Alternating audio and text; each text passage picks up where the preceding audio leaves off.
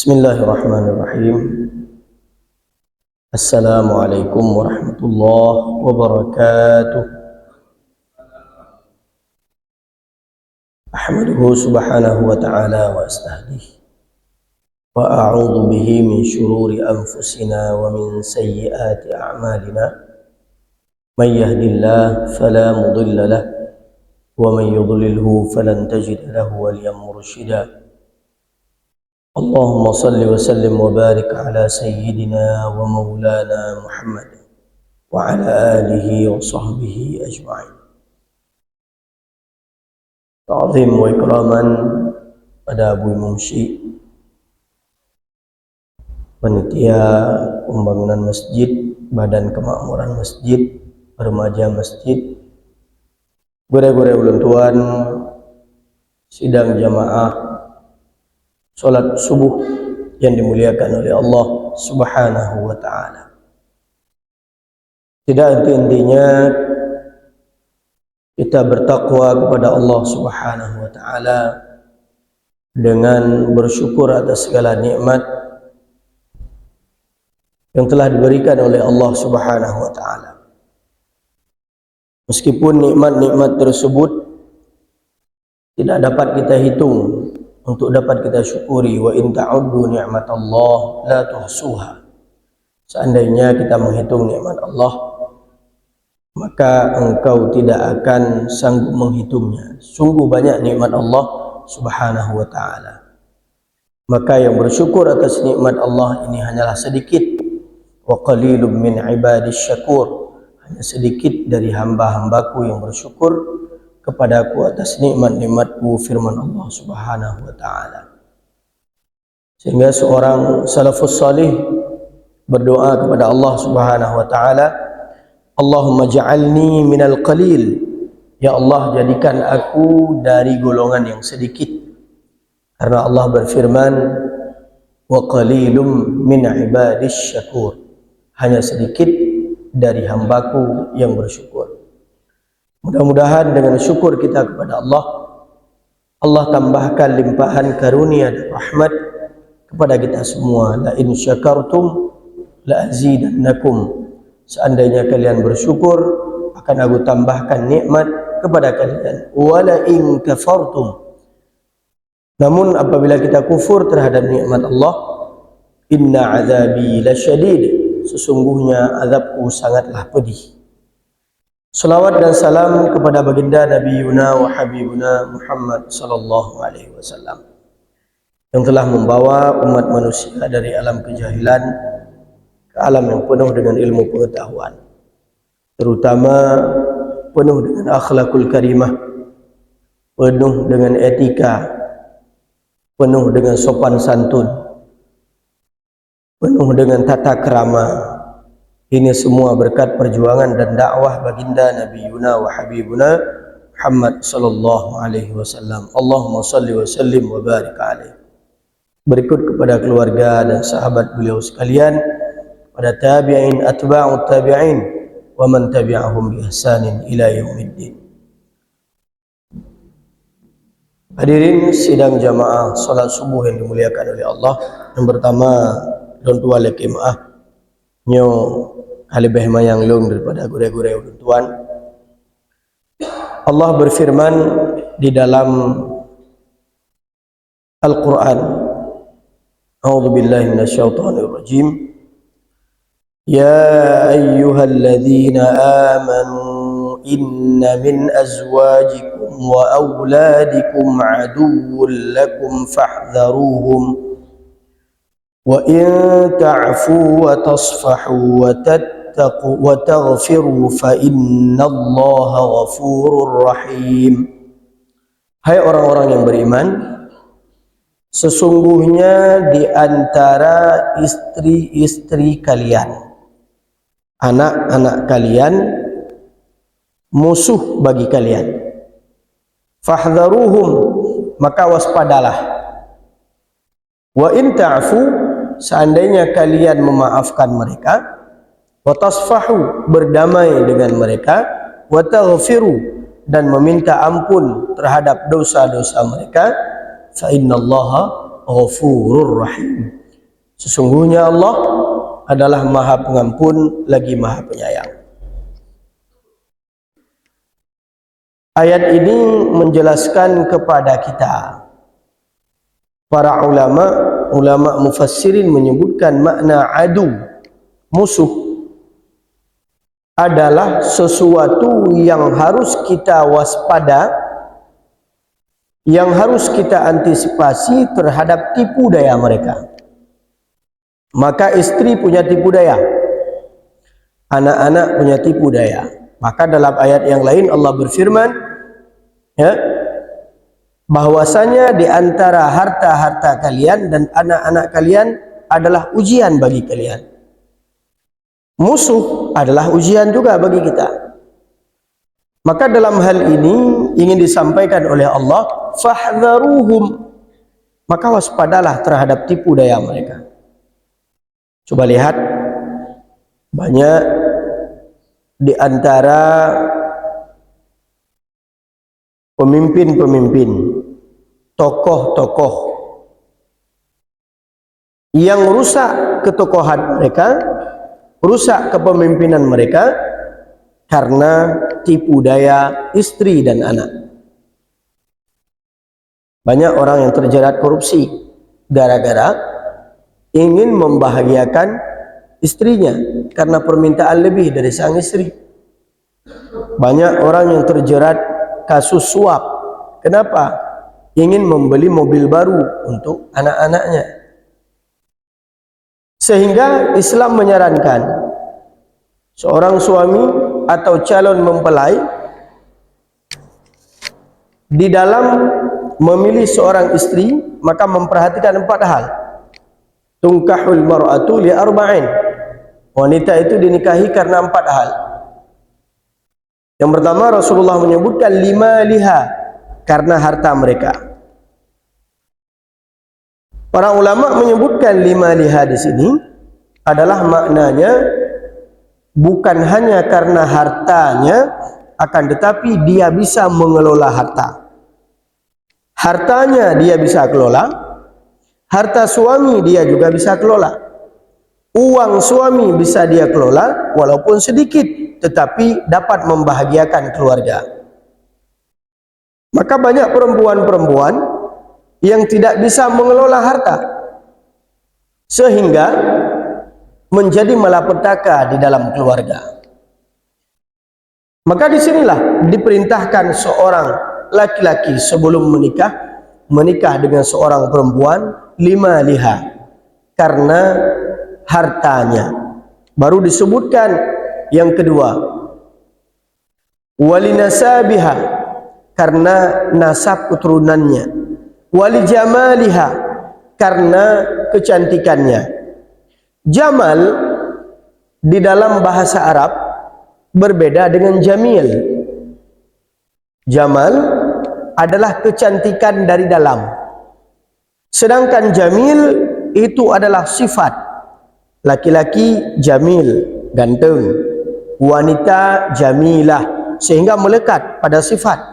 Sedangkan jamaliha karena kecantikan dari dalam, cantik akhlaknya, cantik budinya, cantik luhurnya, cantik tutur katanya. Maka ini li jamaliha. Karena kalau kecantikan li jamilatiha, ini sungguh relatif. Hari ini ada orang yang menikah, istrinya adalah yang paling cantik.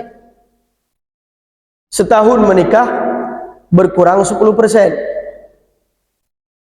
5 tahun menikah berkurang tinggal 70%. Na anu saboh kamu kurang 50%. Na anu leheboh tak kalian anu gop ingat dekat anu rod. Tekalan perumah gop 2 dekat perumah rod. Karena ini relatif, kecantikan itu adalah relatif. Maka diperintahkan di sini menikah dengan perempuan yang jamaliha, karena inner beauty-nya, karena kecantikan dari dalamnya. Baru yang keempat Rasulullah menyebutkan walidiniha, karena agamanya. Makna agama karena pengetahuan agamanya.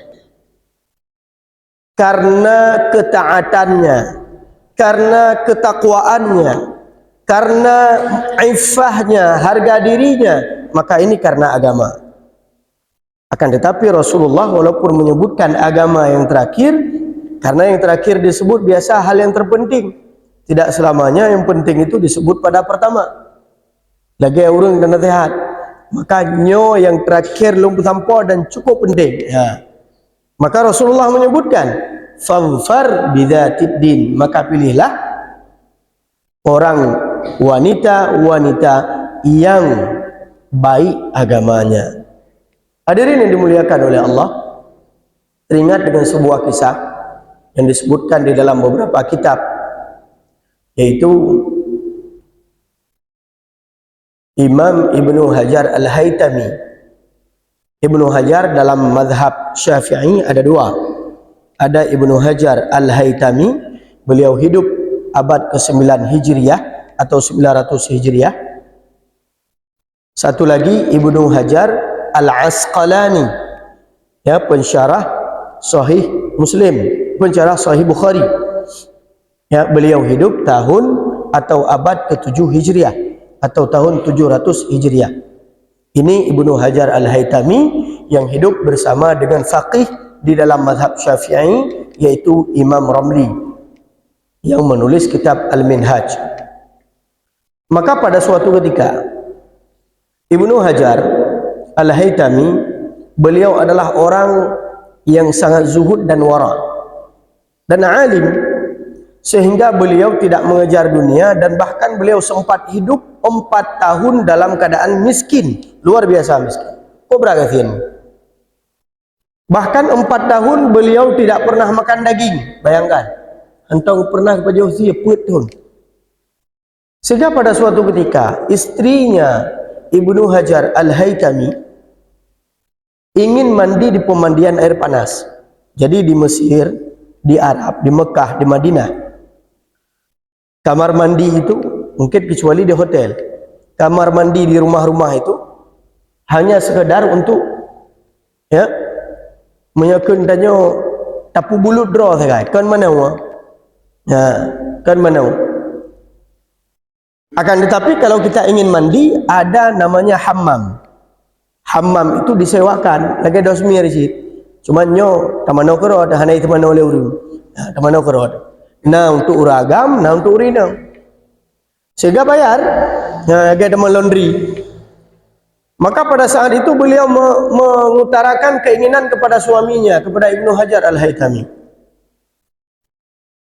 Kemudian Syekh Ibnu Hajar mengatakan, sabarlah, kalau itu keinginanmu akan aku kumpulkan setiap hari setengah real, sehingga engkau bisa mandi di tempat pemandian air panas. Sekitar 1 bulan lebih beliau kumpulkan, sehingga terkumpullah setengah dirham. Setengah dirham terkumpul, bayangkan. Kemudian setelah terkumpul, sudah cukup untuk mandi di tempat pemandian air panas. Kemudian beliau berangkat. Istrinya dengan penuh bahagia berangkat. Sesampainya di tempat pemandian air panas, tiba-tiba pintu kamu tutup. Nah, penjaga di luar. Bertanya, "Hai penjaga, nak buka pintu, long nunuk mana? Nyempat peng." "Oh, mak, lu nak maaf." Kan penjaga, "Mohon maaf." Di dalam sudah ada istrinya Imam Ar-Ramli.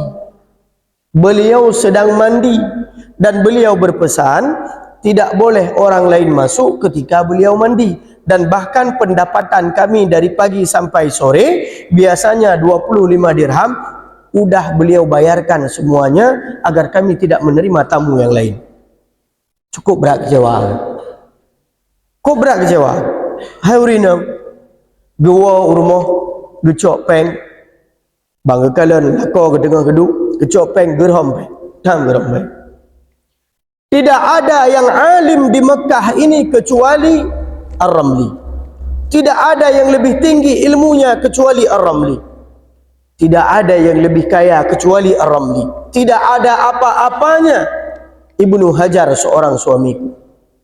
Aku sudah cukup hidup dalam kemiskinan. Beberapa tahun aku sudah tidak makan daging. Hanya hari ini keinginanku setelah bersabar 1 bulan ingin mandi di tempat pemandian air panas, tapi itu sia-sia, tidak ada gunanya. Ambil hartamu kembali, gejuk peng pulang. Ya, ni kata urinang punya kita main pepek, punya remoh, yang tengku biasa ada lu, apalagi yang biasa, punya itu masjid, jaro di cung, punya remoh, hadapi sendiri. Kemudian Imam Ibnu Hajar Al-Haytami mengatakan, bersabarlah. Kenapa? Coba ceritakan. Nah, orang yang penuh dengan pendidikan agama, tanya mungkin badan ada juga. Coba ceritakan apa yang terjadi. Lalu beliau menceritakan. Kemudian Imam Ibnu Hajar mengatakan, aku miskin ini karena pilihanku sendiri untuk hidup di dunia. Ketentuan Allah kepadaku, aku hidup dalam keadaan miskin, tetapi aku bahagia. Akan tetapi apabila engkau ingin hiasan dunia dan kebahagiaan dunia, ayo ikut saya. Gemat bajarau gemai makmun Zamzam. Sesampainya di sumur Zamzam, beliau ambil timba, gecurleung timba, lamon gedari. Penuh 1 timba dengan uang dinar dan keping emas. 1 dinar yang harga haji sampai nohat yang sabuh kameng sekitar 2 juta atau 2 juta dengar 1 dinar. Ini penuh timba dengan uang dinar. Kemudian beliau mengatakan, coba lihat apa ini, Masya Allah banyak sekali uangnya. Beliau mengatakan kepada istrinya, apakah ini cukup? Beliau mengatakan, hai menyana lebih ngecok lam cicit. Kemudian gecerlong yang kedua, gecok yang kedua penuh dengan emas dan dirham dinar di dalam timba tersebut. Kemudian beliau mengatakan, apakah ini cukup? Hai menyenalam cicit. Gecerong yang kelih. Kemudian beliau ambil yang ketiga, beliau angkat kembali. Sesampainya yang ketiga penuh dengan dinar dan kepingan emas, mengkilat-kilat. Kemudian beliau mengatakan, apakah ini sudah cukup?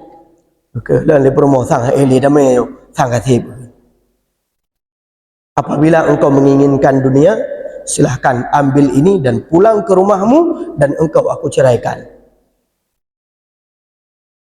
Akan tetapi apabila engkau ingin pulang bersamaku, kita kembalikan uang ini, kita kembalikan dinar ini ke dalam sumur Zamzam, dan kita kembali ke rumah hidup sebagaimana biasanya. Kemudian berumah kan urinang kena negosiasi.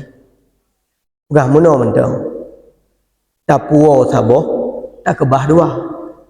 Tidak boleh, kata beliau, engkau kembalikan semua uang ini atau engkau ambil talakmu. Kemudian pegah lep rumah. Kemudian tak puo dikan dima, 2 boh di tengah tak pulang. Apabila engkau ambil uang ini, ambil talakmu atau kembalikan dan kita pulang. Kemudian perempuan ke negosiasi lah, kemenang. Kacok lena mendang, yang lain tak pulang lamon. Tak nikmati cukup trip ke kasihan dia.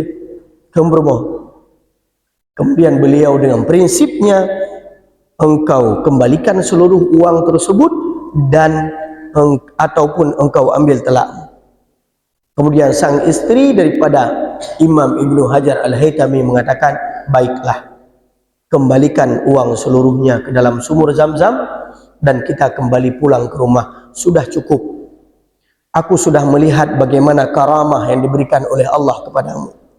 Aku sudah tahu bahwasanya engkau hidup miskin bukan karena keadaanmu yang miskin, akan tetapi pilihanmu terhadap Allah Subhanahu wa taala agar tidak melalaikanmu terhadap Allah dan beribadah kepadanya. Sudah cukup. Aku sudah bersabar bersamamu 4 tahun dalam keadaan miskin. Masa aku harus menjual kesabaran tersebut, ketakwaan tersebut, keimanan tersebut, keteguhan tersebut hanya karena kepingan-kepingan emas ini? Baiklah, kembalikan itu semua dan aku rela untuk hidup bersamamu dalam kondisi apapun. Gua bersama, kembalikan seluruh uang tersebut. Nyan promo Ibnu Hajar Al-Haytami. Kira-kira punya promo tanya, kibang ke bang, nuwo juro nilai untuk lengwoi likut. Ya, di wadah nyoile ke yang woi likut, bukan juga rek. Dupat ho junyang dalam, nyan 3 minggu hana mupadi. Hadirin dimuliakan oleh Allah Subhanahu wa taala. Maka istri-istri kita adalah jalan bagi kita untuk menuju kepada ridha Allah, atau malah menjadi jalan bagi kita untuk menuju kepada murka Allah. Maka di sini Allah berfirman, wa in ta'fu, seandainya kalian memaafkan mereka, banyak kesalahan istri, banyak kesalahan suami terhadap istri atau sebaliknya, akan tetapi saling memaafkan. Jangan dibawa mati, jangan dibawa benci, jangan hanya kecemburuan yang semata-mata cemburu buta sehingga memutuskan sebuah ketaatan terhadap suami, ataupun cemburu seorang suami memutuskan sebuah ketaatan dan hak-hak terhadap seorang istri. Ingat lun nasira urung telefon dalam acara unan yang kun presenter di Arab ke Hinau. Seorang perempuan ke telefon Syekh, bak tanya jawab, wahai Syekh, apabila kami mati, bolehkah saya meminta kepada Allah agar tidak ada bidadari yang lain yang mendampingi suami saya di dalam surga, cukup saya saja yang menjadi bidadari. Nyan kalau orang teruk dalam surga hanggebi poligami. Kemudian Syekh ini tertawa sambil menjawab, putra ke jawab Syekh, luar biasa. Janganlah engkau menjadi ujian bagi suamimu di surga setelah engkau menjadi ujian bagi suamimu di dunia. Dalam surga mutamahlah ujian dengan orang yang ter. Kita hanya berdoa kepada Allah agar Allah mengumpulkan kalian berdua di dalam surga. Kenapa? Nikmat surga itu sungguh sangat luar biasa, yang tidak setara dengan nikmat-nikmat di dunia. Tidak pernah didengar oleh telinga, tidak pernah dilihat oleh mata, tidak pernah terbayang di dalam kepala manusia. Itulah nikmat surga. Maka engkau akan lalai dengan nikmat surga, dengan keindahan-keindahan surga. Engkau tidak teringat terhadap rasa cemburumu di dunia. Nah, jadi gara-gara rasa cemburu, imu doa le urinang tanya, ya Allah, baik ke nabi dari lain, ke urang agamlun, ke suami lun di dalam surga. Ya, tapi rata-rata doa di dalam bulan Ramadan mendum urina ngejawab. Putra doa hanya rahasia ba urina. Kaji nyau ke sang hanaga ke amin li. Wa hurun 'ainin mutazawwijin, dan dengan bidadari hurun 'ain kami menikah dengan mereka di dalam surga. Ya, yang doa, yang jawab sah rumah hulikat. Amin. Bira yang tu. Amin. Hanaga depuarti, punya depuarti hanaga jawab. Hadirin yang dimuliakan oleh Allah Subhanahu wa taala. Maka Allah berfirman, wa in ta'fu wa tasfahu wa taghfiru, seandainya kalian memaafkan mereka, seandainya kalian berdamai dengan mereka. Bagaimana kita berdamai? Kita berdamai dengan musuh bagaimana? Kita berdamai dengan musuh, kita buat kesepakatan. Damai GAM dengan RI, bukan kesepakatan. Maka kita berdamai dengan istri kita, buat kesepakatan. Jut digata nyawa kebutuhan nyawa yang na kemampuan bagi ulun tuan. Ini yang saya mampu, ini yang dapat saya berikan. Bisa engkau terima, silahkan. Ini kesepakatan. Wa taghfiru, dan kita meminta ampun terhadap istri kita. Baik yang naik tu nyom pepek ke rumah tu, bibit nyobu enuhak dalam dagun dan sebagainya. Tapi di dalam doa tidak pernah kita selipkan untuk keluarga kita, anak-anak kita, istri kita. Ya Allah, ampunilah dosaku, ampunilah dosa istriku, dosa anak-anakku, berikan kebahagiaan kepada mereka. Ya Allah, berikan kecantikan terhadap wajah istriku ketika aku memandangnya. Ya, jadi kita berdoa, jadi kita berdoa lagi dia. Ya, maka wa taghfiru, minta ampun kepada Allah atas dosa-dosa mereka. Fa innallaha ghafurur rahim. Karena Allah adalah Maha Pengampun lagi Maha Penyayang. Kenapa peran istri ini sangat penting di dalam agama dan di dalam pendidikan keluarga? Al-ummu madrasatul ula lil aulad. Karena ibu itu adalah sekolah pertama bagi anak-anak. Pendidikan pertama bagi anak-anak adalah seorang ibu. Imam Bukhari, beliau seorang anak yatim. Beliau yatim. Yang mendidik beliau adalah ibunda beliau sehingga beliau menjadi seorang yang alim.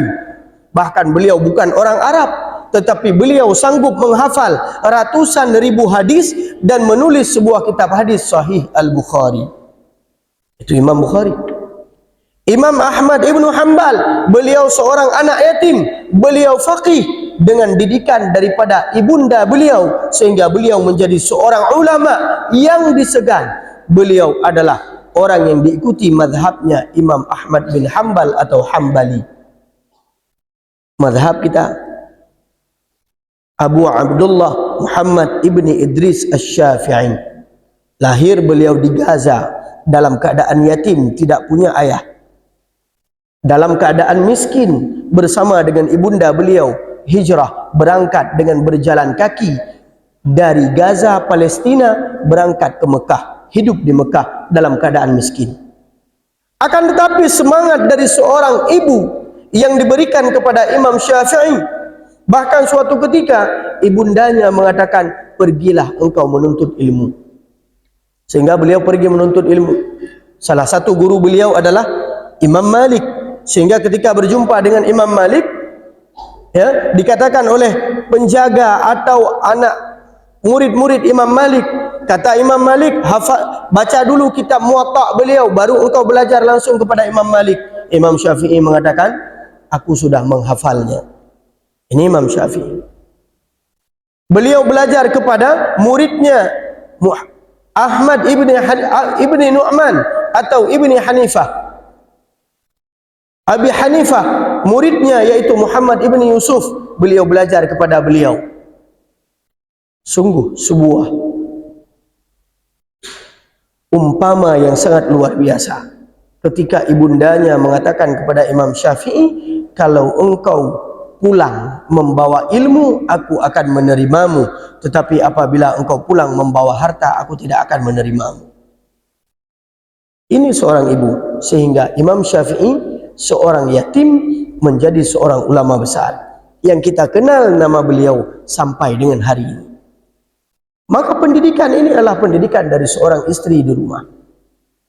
Cinekalan urinang katanya, urinang Aceh, mak-mak katanya, jamun wate takli katanya, ikli adik katanya, dimo gayon, sambil gayon gebaca selawat, sambil gayon gebacakan kalimah-kalimah tauhid. La ilaha illallah, kalimat taibah kaita mati. So temekun kalimahnya selamat iman uro pagi. Ditanamkan nilai-nilai keimanan di dalam hati kita. Tapi nya uronyo kagak dah. Uronyo du anak mit HP dah jo. Ikli anak mit du ai jo HP. Kalau lain dengan TikTok. Du anak mit dah jo HP. Kalau lain dengan Facebook. Ikli anak mit tak pro ade. Dah jo HP. Kalau lain dengan YouTube. Ini yang kita ajarkan sehingga mereka tertidur di dalam buayan media sosial. Tidak ada lagi penanaman di dalam hati mereka keimanan, ketauhidan. Tidak ada lagi semangat jihad, semangat juang yang ada di dalam hati mereka. Tidak ada. Akan tetapi urung-urung awai pakiban dupato semangat juang, semangat jihad di dalam hati anak-anaknya. Berbagah raya, bantak sedang, tajak mu perang bela agama. Ini yang disebutkan sehingga terbangunlah kekuatan-kekuatan umat Islam dari hasil pendidikan seorang ibu di dalam rumah tangga. Maka hadirin yang dimuliakan oleh Allah, mimi yang mutuah, ayah-ayah yang bahagia. Maka ini pesan Rasulullah sallallahu alaihi wasallam. Jadikan seorang istri itu adalah sebagai sahabat kita di rumah, sebagai penyebab kita mendapat ridha Allah Subhanahu wa taala. Jadikan anak-anak kita sebagai sebab kita kembali kepada Allah dan tidak terputusnya amalan kita. Ketika kita kembali kepada Allah tanpa membawa apa-apa, kita hanya meninggalkan seorang anak yang soleh yang senantiasa mendoakan kedua orang tuanya. Didiklah isteri-isteri kita nyo tayu jak beut. Kahana tamu beut kira ada tayu jak beut. Na beut ino di masjid tayu jak bab majlis taklim. Tapi peng-peng nyo peng empat. Jak beut. Baik cuma tajuk peng untuk ya belau perhiasan. Baik cuma tajuk peng ya belau lip, ya belau make up. Nah, tapi juk peng juga untuk ya beut, bah ya beut. Kahana tapu beut kira ada. Bermalim. Kenapa? Karena ilmunya akan diwariskan kepada anak-anak kita ke depan. Kemudian hadirin yang dimuliakan oleh Allah Subhanahu wa taala, gure-gure ulun tuan, inilah konsep yang disebutkan oleh Rasulullah sallallahu alaihi wasallam, karena sesungguhnya musuh itu dengan tipu daya mereka, akan tetapi kalau kita berdamai dengan mereka, kita memaafkan mereka, kita meminta ampunan terhadap dosa-dosa mereka, maka Allah akan menurunkan rahmatnya kepada kita, kepada keluarga kita, dan Allah kumpulkan kita bersama dengan keluarga besar kita di dalam surga Jannatin Naim kelak dengan penuh kebahagiaan. Kebahagiaan juga kita raih di dunia karena ridha Allah, kebahagiaan juga kita harapkan di akhirat juga karena ridha Allah Subhanahu wa taala. Amin amin ya rabbal alamin. Tutup dengan talim doa bacut dan mohon kepada Allah agar Allah nepujiu mara bahaya daripada keluarga katanya, neputer rahmat dari ridha Allah terhadap keluarga katanya, dan selamat ya Allah iman katanya nibak tawa kepada Allah dan tawa dalam keadaan husnul khatimah. A'udzubillahi minasyaitonir rajim. Bismillahirrahmanirrahim. Alhamdulillahi rabbil alamin hamdan yuwafi ni'amahu wa yukafi mazidah. Allahumma salli wa sallim wa barik ala sayyidina wa maulana Muhammad wa ala alihi wa sahbihi ajma'in. Allahumma ighfir lana dhunubana wa liwalidina warhamhum kama rabbawna shighara wa li jaddina wa li jaddatina wa li abnaina wa dhurriyyatina wa azwajina wa li ahli baitina wa liman lahum haqqun alaina wa li jami'il muslimina wal muslimat wal mu'minina wal mu'minat الأحياء منهم والأموات وتابع بيننا وبينهم بالخيرات رب اغفر وارحم وأنت خير الراحمين ربنا هب لنا من أزواجنا وذرياتنا قرة أعين وجعلنا للمتقين إماما ربنا أفرغ علينا صبرا وثبت أقدامنا وانصرنا على القوم الكافرين اللهم ربنا أوزعنا أن نشكر نعمتك التي أنعمت علينا وعلى والدينا وأن نعمل صالحا ترضاه وأدخلنا في عبادك الصالحين واجعلنا من عبادك المتقين واجعلنا من عبادك المخلصين يا الله يا رب العالمين ربنا آتنا من لدنك رحمة وهيئ لنا من أمرنا رشدا ربنا آتنا في الدنيا حسنة وفي الآخرة حسنة وقنا عذاب النار ربنا تقبل منا دعاءنا إنك أنت السميع العليم وتب علينا يا رب مولانا إنك أنت التواب الرحيم اللهم اجعلنا ممن الذين يستمعون القول فيتبعون أحسنه وصل اللهم وبارك على سيدنا ومولانا محمد وعلى آله وصحبه وبارك وسلم تسليما كثيرا وآخر دعوانا أن الحمد لله رب العالمين. الفاتحة. أعوذ بالله من الشيطان الرجيم. بسم الله الرحمن الرحيم. الحمد لله رب العالمين الرحمن الرحيم مالك يوم الدين إياك نعبد وإياك نستعين اهدنا الصراط المستقيم صراط الذين أنعمت عليهم غير المغضوب عليهم ولا الضالين آمين. صلى الله على محمد صلى الله عليه وسلم صلى الله على محمد sallallahu alaihi wasallam. Sallallahu ala Muhammad, ya Rabbi salli alaihi wasallim. Demikian yang dapat Tuhan sampaikan. Mohon maaf atas segala kesilapan dan kekurangan. Terima kasih atas segala perhatian. Hadanallah wa iyyakum ajma'in. Assalamualaikum warahmatullahi wabarakatuh.